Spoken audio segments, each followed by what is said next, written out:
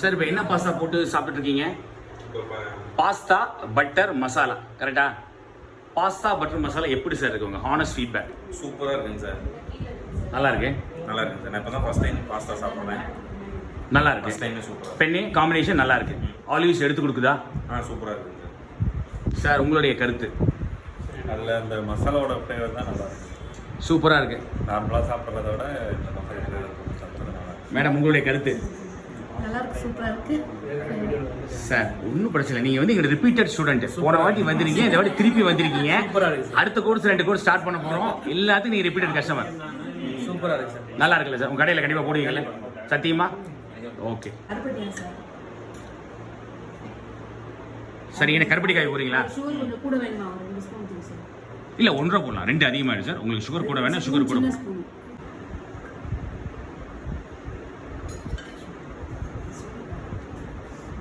ஒரு தூக்கி ஒரு ஆற்றுங்க சார். சார் காஃபி எப்படி இருக்கு உங்களுக்கு? காஃபி நல்லா இருக்கு.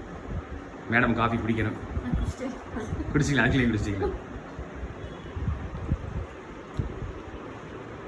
இது என்ன சார் போடுறீங்க இப்போ? கருப்பட்டி போட்டுருக்கு. ஸ்வீட்னஸ் தெரியல சார்.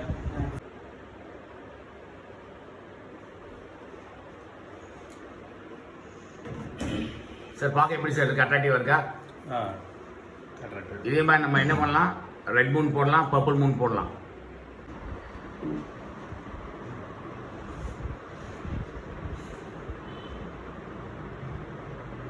எல்லாருக்கும் ஆப்கானி மோமோஸ் ட்ரை பண்ண கொடுப்பா. 4 கொடுத்துரு.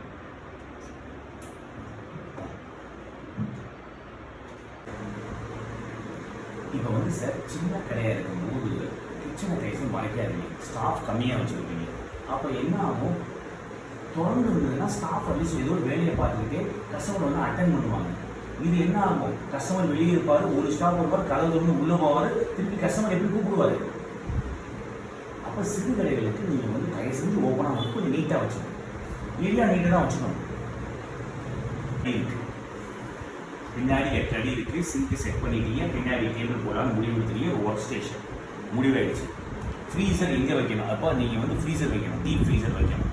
டீப் ஃப்ரீசருக்கு ஏற்ற மாதிரி அப்போ இது 4 டீப் ஃப்ரீசர் இங்கே வச்சுட்டு ஒன்றில் இப்படி திருப்பி வைக்கணும், இல்லை இப்படி வைக்கணும். இது எல்லாமே நீங்கள் வந்து உள்ளுக்குள்ளே இருந்து நின்று பார்த்து உங்களுக்கு புழக்கம் எப்படி இருக்குன்னு பார்த்தா தான் வைக்க வரும். ஓகேவா? உங்களுக்கு வந்து ஓரியாக வரும். ஃப்ரண்ட்டில் என்ன சொல்கிறேன், நீங்கள் அந்த விசிக்குள்ளரே வாங்காதீங்க. நீங்கள் கேக் ஸ்பெஷலிஸ்ட் தானே, கேக்கை ஹைலைட் பண்ணணும்ல, நடுவில் சில்லறை வச்சுருந்தாங்க. சாதா ஃப்ரிட்ஜ் உள்ளே போடுங்க, வெளியே போடுங்க, பிரச்சனை கிடையாது. நீங்கள் பொண்ணு சீக்கிரம் போடுறதுல இல்லை, நம்ம கவலையே படாது. நீங்கள் தைரியமாக இன்வெஸ்ட் பண்ணுங்க. ரொம்ப மேடம் வீட்டில் சார் பேக்கிங் ஹெல்ப் பண்ணுவாரா? டெலிவரி பாய் இல்லை, ஒரு போலீஸே நீங்கள் வந்து கடைசி கலக்க வச்சுட்டீங்க சார். ஆனால் ஒன்றுங்கெல்லாம் போட்டோம்னா நம்ம கலர் ஃப்ளேவர் ஃப்ளேவரே எசன்ஸ் நம்ம வெண்ணிலா போடுவோம்ல. மேடம் எக்ஸ்பீரியன்ஸ் எப்படி இருக்கு? கலக்கியாச்சுமே ஊற்றணுமா? ஆமாங்க சார், ஊற்றணும் சார். ஊற்றிட்டீங்க.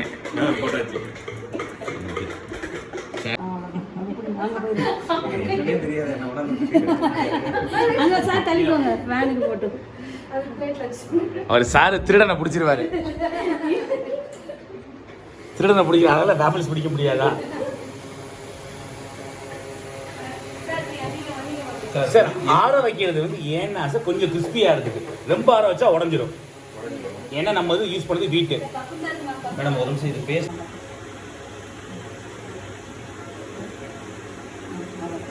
உங்களுக்கு மட்டும் இது ரெட்டில் ஊற்றிட்டு இதுக்கு எக்ஸ்ட்ரா வரும். நடுவில் கூட்டி ஊற்றுங்க, நடுவில் ஊற்றுங்க, ஃபாஸ்ட்டாக ஊற்றுங்க.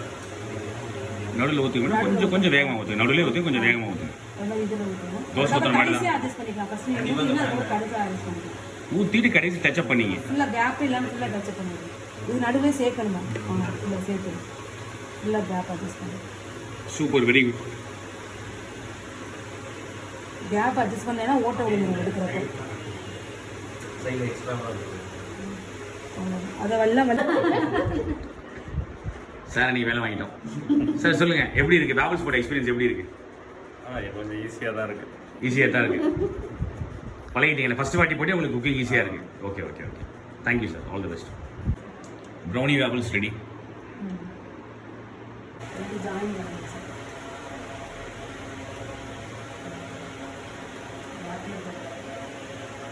பேப்பர் வச்சுன்னா எடுக்கிறப்ப ஓட்டுறோம்.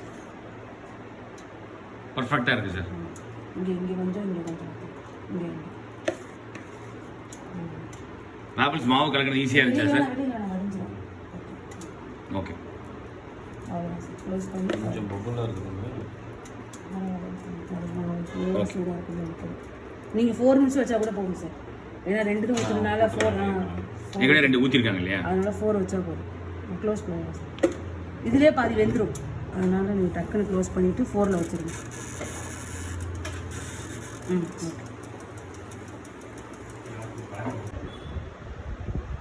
சார் இப்போ என்னென்ன பேபிள்ஸ் கற்றுக்கிட்டீங்க? சார் வேஃபல்ஸில் வந்து பார்த்தீங்கன்னா சார் வெண்ணிலா, ரெட் வெல்வெட், ப்ரௌனி இந்த 3 மாவு வச்சு வந்து பார்த்தீங்கன்னா சார் 6 விதமான சாஸை வச்சு நம்ம எப்படி நம்ம மேக் பண்ணலான்றதை கற்றுக்கிறது ஈஸியாக இருக்குங்களா சார்? எப்படி ஈஸியாக இருக்குங்க சார். இப்போ எவ்வளோ நேரத்தில் கற்றுக்கிட்டீங்க இதை? 2 மணி நேரம் சார். அதே அதிகபட்சம். டோட்டலாக மெனுவே போட்டுடலாம் 2 மணி நேரத்துலேயே நம்ம. சூப்பர் சார், சாப்பிடுங்க சாப்பிடுங்க சார். ஒரு கடையில் வந்து ரெஸ்டாரண்ட்டில் வந்து சில்லி சிக்கன் போட்டுக்கலாம் வெளியில் வச்சுருக்கேன். ஆந்திரா சில்லி சிக்கன் போட்டால் சில்லி சிக்கன் சேல் குறைஞ்சிருக்கு, ஆந்திரா சில்லி சிக்கன் சேல் கூடியிருக்கு. எங்கள் கடையிலே வருது. ரோஸ்டோடான சேல்ஸ் கம்மியாக இருக்குது. அந்த பாம்பே ரோஸ்டோடான பேரை பார்த்தீங்கன்னா சேல்ஸ் இன்க்ரீஸ் ஆகிடுது. மக்கள் நினைக்கிறா ஏதோ ஒரு ஸ்பெஷல்ப்பா, ஒரே ரோஸ்டோடா இருக்குது, என்னமோ பாம்பே ரோஸ்டோடான என்னமோ இருக்குது. பேர் வைக்கிறது ஒரு வித்தை தான். கேஃபேவை பொறுத்த வரைக்கும் பேர் வைக்கிறது ஒரு வித்தை. நான் சொல்கிற மாதிரி Afghani momos, chicken tikka butter masala momos, butter chicken momos, sounds கேட்கும் போது எவ்வளோ நல்லா இருக்கு.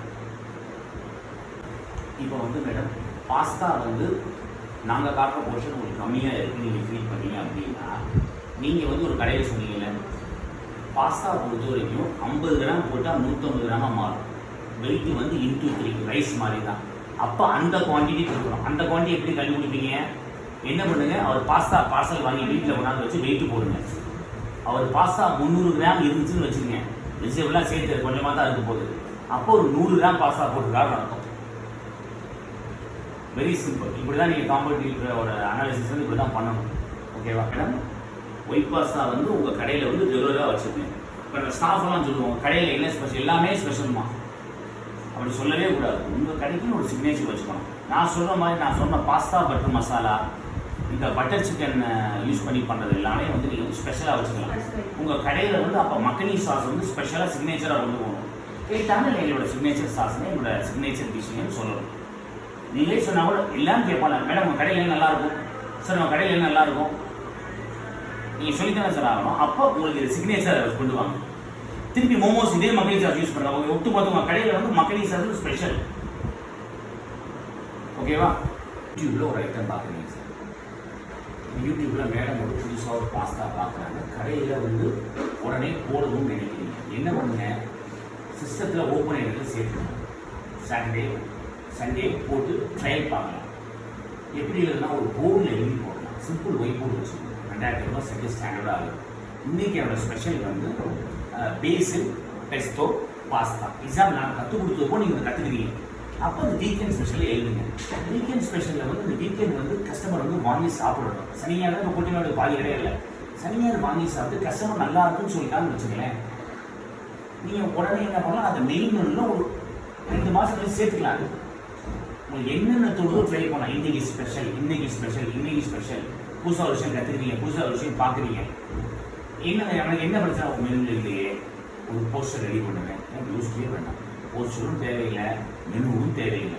ஒரு போர்டில் டுடே ஸ்பெஷல் எழுதி போடும். கஸ்டமர் கண்டிப்பாக அதை பார்ப்பாங்க. என்ன ஸ்பெஷல்ப்பா போர்டில் எழுதி போட்டுருக்கா அப்படின்னு. ஓகேவா? ஆமாம் சார். ஃப்ரீசர் வந்து சின்ன ஃப்ரீசர் வந்து 200 லிட்டர் வந்து உங்களுக்கு 18,500 ரூபா. தயவு செஞ்சு அது வாங்காதீங்க. ஏன்னா நம்ம வந்து நீங்கள் வந்து ஃப்ரெஞ்ச் ஃப்ரைஸ் வைப்பீங்க, ஃப்ரோசன் ஃபுட்லாம் வைப்பீங்க, மேலே வச்சுக்கலாம். ஐஸ்கிரீம் கீழே இருக்கும். சிலப்போ ஐஸ் பேக் கீழே வைப்பீங்க. அந்த சின்னது வந்து வாஷிங் மிஷின் சைஸ் இருக்கும். ஒரு பொருள் அடியிலிருந்து எடுக்கணும்னா அப்படியே மேலே வச்சுட்டு திருப்பி எடுக்கணும்.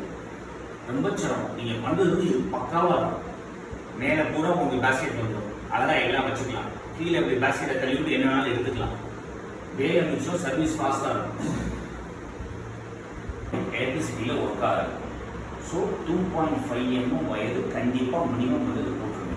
அது ஒன்று. எம்சிபி தனித்தனியாக வச்சுருங்க. அதாவது ஒரு சப்போஸ் ஒரு ஃப்ரையர் ஏதோ ஒன்று ஷார்ட் அடிச்சது அப்படின்னா அது மட்டும் போயிடும். அப்போ நீங்கள் வேறு ப்ளக் பாயிண்டில் யூஸ் பண்ணலாம், ஒரு ஆப்ஷனாகவும் இருக்கும். எல்லாத்துக்கும் ஒரே எம்சிபின்னா அன்றைக்கி கடையை நம்ம ரன் பண்ண முடியாது. சிலப்போ ஜென்ரேட்டர்லாம் பெரிய கடையில் ஃபுட் கோர்ட்டில் என்ன பண்ணுவாங்க, மொத்தமாக ஜென்ரேட்டர் போட்டுருவோம். பவர் வந்து அதிகமாக சப்ளை ஆகும். அதிக பவர் வந்து என்ன பண்ணுவோம், எட்டடிக்கு ஒன்று, இது ஓவர் டென்ஷன் போயிடும். அந்தளவுக்கு பவர் வரும். இப்போ போணுச்சுன்னா ஒரு மிஷின் வச்சுருப்போம், 2 மிஷின் வச்சுருப்பாங்க கடையில். மிஷின் சிறு கடையில் ஒரு மிஷின் தான் வச்சுருப்போம். அது பார்த்துங்க. வெளியே வந்து உங்களோட கரண்ட்டு கட்டை அது மினிமம் வந்து நீங்கள் 30 இல்லாமல் யூஸ் பண்ணவே முடியாது. நிறைய இடத்துல 20 போட்டு வச்சுருப்பாங்க. அது பார்க்கணும். ஸோ இதெல்லாம் பேசிக்காக பார்த்துங்க. வயரிங் ரொம்ப ரொம்ப முக்கியம். டேப்பிங்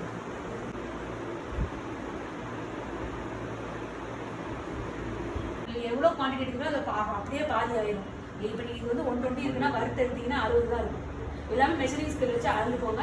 செப்பரேட் பேக்கெட் போட்டு வச்சுக்கோங்க. ஏன்னா ஒவ்வொரு ஆள் கை வந்து டிஃபர் ஆகும். அதனால நீங்கள் வந்து எப்போவுமே மெஷரிங் ஸ்கேல் வச்சு அளந்து பேக்கெட் பண்ணி ஃப்ரீசரில் போட்டுருங்க. அப்பப்போ பொறிக்கிறப்ப அப்பப்போ எடுத்து அந்த பேக்கெட் எடுத்து போட்டு ஜிப்லாக் உள்ளே வச்சுருங்க. அதனால் காலையில் வந்தோன்னு ஸ்டோர் பண்ணிக்கோங்க. இல்லை 2 days ஒன்ஸ் வந்து நீங்கள் மெஷர் பண்ணி உள்ளே வச்சுக்கோங்க.